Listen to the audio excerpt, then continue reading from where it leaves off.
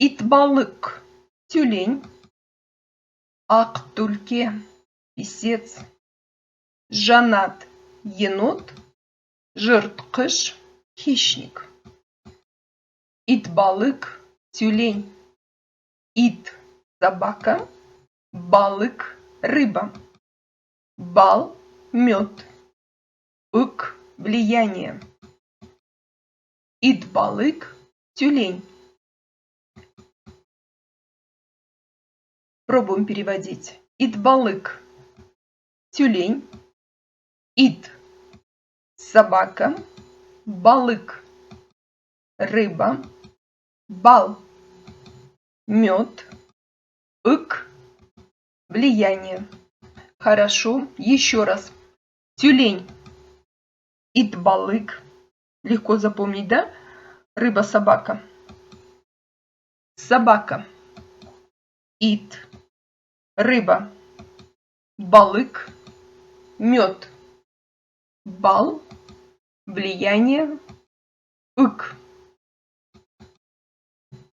Еще раз повторяем. Итбалык – тюлень. Ит – собака.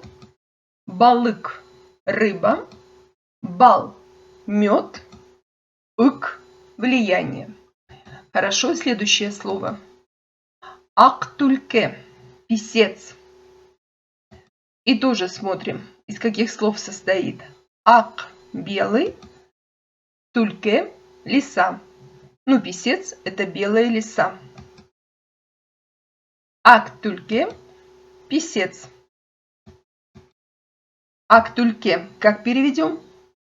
Правильно, писец. Ак – белый. Тульке – лиса. Теперь наоборот. Писец. Ак-тульке – белый. Ак – лиса. Тульке. Еще раз повторим. Ак-тульке – писец. Ак – белый. Тульке – лиса. Следующее слово – жанат – енот. Жан – душа. Ат – лошадь, конь. Жанат – енот. Переводим. Жанат – енот. Жан – душа. Ат – лошадь, конь. И наоборот, енот. Жанат – душа. Жан – лошадь, конь. Ат. Повторяем. Жанат – енот. Жан – душа.